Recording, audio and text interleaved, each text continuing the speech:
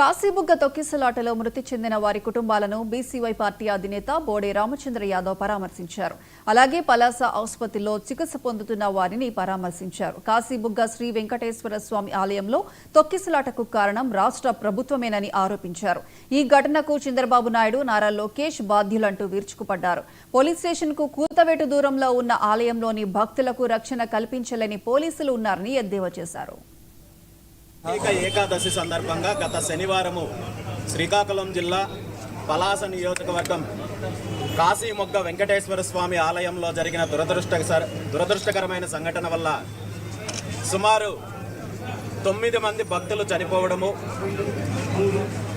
సుమారు 15 నుండి 20 మంది భక్తుల దాకా గాయపడి ఆసుపత్రిలో చికిత్స తీసుకుంటున్నారని తెలిసి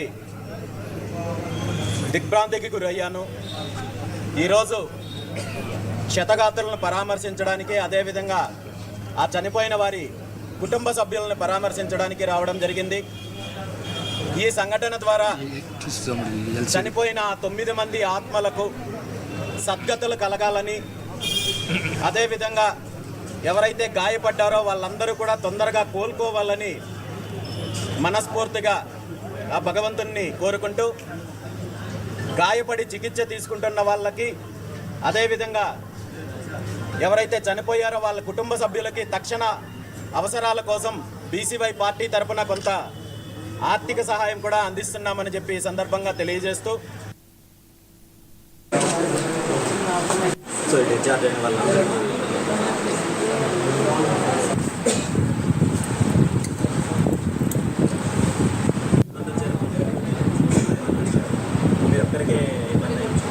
సార్ వెళ్ళండి సార్, వెళ్ళండి సార్, బాగా బాగా